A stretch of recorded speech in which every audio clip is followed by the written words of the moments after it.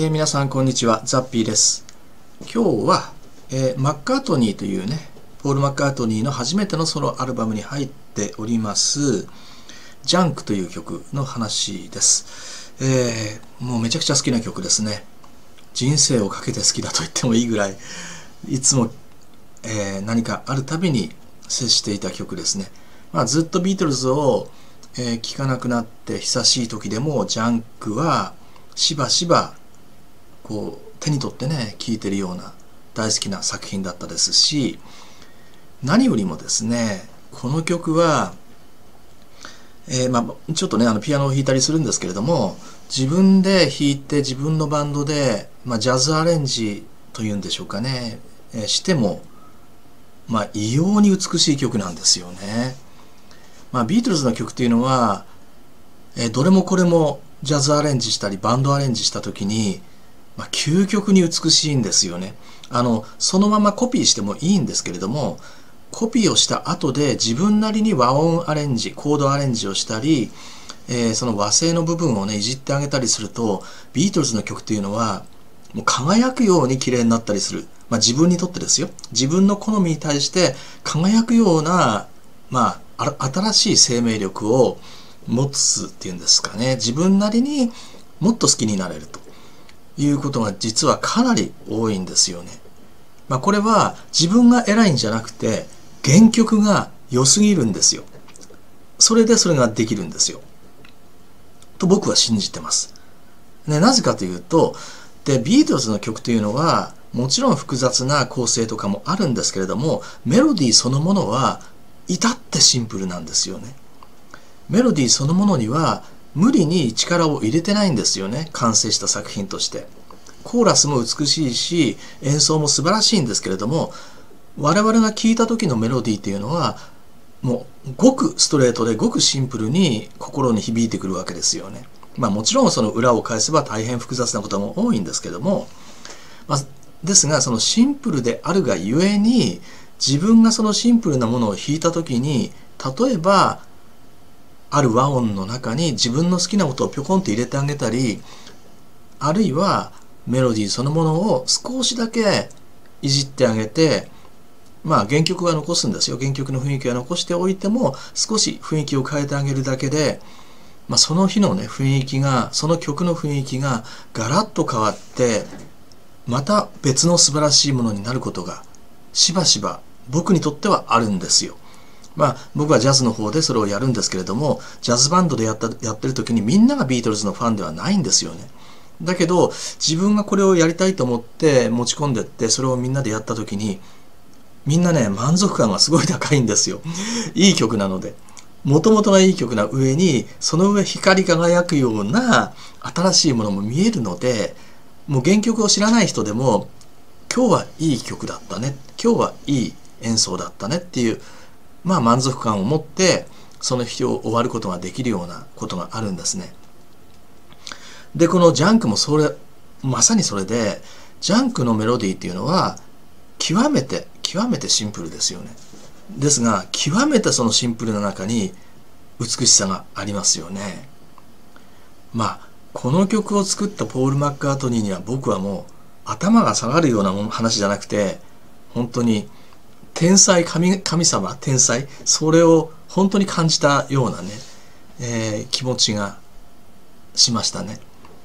自分で演奏した時にこれほど美しい旋律、これほど美しい和音、これほど美しい潜在的なハーモニーがある曲というのは、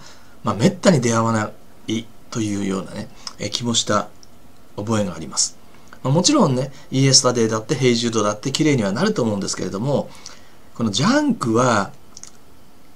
ボーカルがなくても美しいんですよね。本当にジャズの演奏した時に感動しますジャズ風に演奏しても感動します。シンガロングジャンクっていう方があって、ボーカルがないジャンクの録音もありますけれども、例えばね端的に言って、シンガロングジャンクの方のサビの音程はちょっと違いますよね。ギターで音程を取ってますけれども、サビの方の音程はボーカルの音程と、要するにメロディーと音が若干違ってますよね。それがいわゆるインストゥルメンタルの時にこの曲がああいった変え方変化を起こしても素晴らしいかっこよさが起きるという一つの側面なんですよね。全くボーカルのメロディーの通りじゃなくても自分が必要だと思った音をそこに当て込んであげると、ああいったシンガロングジャンクのサビの時の音のような光り方をまたしてくれるんですよ、この曲っていうのは。で、何度も申しますが、こういうことが起きるのは僕はあくまでも原曲がシンプルであって素晴らしいからだと思うんですよね。シンプルであるがゆえに、シンプルで素晴らしいがゆえに、そこに手を加えてもまだまだいろんな形に変化していく余地があるんですよね。で、もともとがあまりに素晴らしいがゆえに変化をそこに、入れても原曲の美しさが全然変わらないんですよね。本当にジャンクっていう曲は、もちろんね、僕の好みもありますんでね、皆さんが全員が好きだっていうわけではないと思います。ただ僕の方で、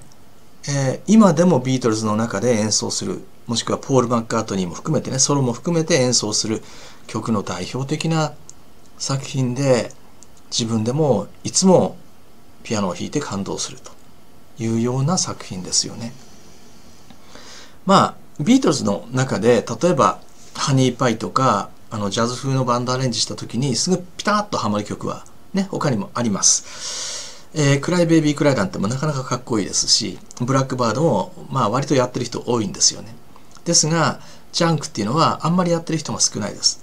おそらくみんな知らないんだろうと思います。知ったらばこの曲はやりたくなる可能性が大ですね。それぐらい美しいです。で、最後にですけれども、この曲におそらく心を奪われて弾いてる人がいます。ジャズピアニストなんですけれども、ブラッド・メルドーと言います。下にリンクを貼っておきますので、ぜひ聴いてみてください。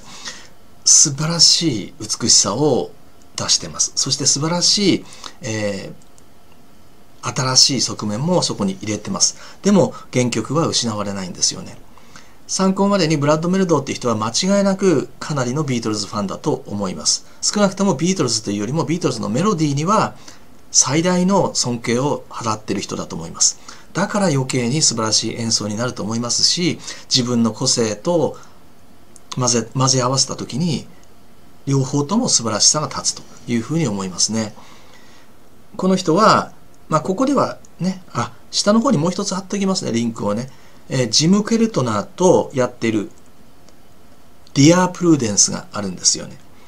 それももちろんビートルズの曲ですけれども、ジム・ケルトナーといえばもちろんビートルズと本当に親しい人ですよね。ジャズピアニストがわざわざジム・ケルトナー引っ張ってきて自分の演奏をディア・プルーデンスでやるわけですね。素晴らしい演奏になってると思います。ジャズミュージシャンの中にはビートルズのメロディーを本当に素晴らしいものとして演奏する人も多いんですよね。こういうふうに。この人はその代表作だと思います。ただね、中にはビートルズのメロディーを使う、ビートルズの曲を演奏すると知ってる人がやたら多いので、売れるからっていうことで、販売につながるからということで、ただ単にビートルズの曲を取り入れてジャズでやる人も多いんですけれども、そういう人の演奏は聞いててつまらないです。たくさんいます、そういう人も。あげたい、言葉にして出したいぐらいですけれども、語弊があって間違うといけないのでやめますが、僕から聞いてしまうと、この人はビートルズは明らかに好きではないだろうと。でもやはりね、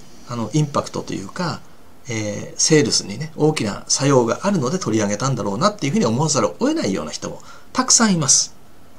ブラッド・メルドーの演奏はそうではないですので、僕にとってはそうではないですので、皆さんにとってはどうか分かりませんが、よろしければちょっと聞いていただけると、やはりジャンクの素晴らしさが出てるんじゃないかと思います。はい、ジャンクの話でした。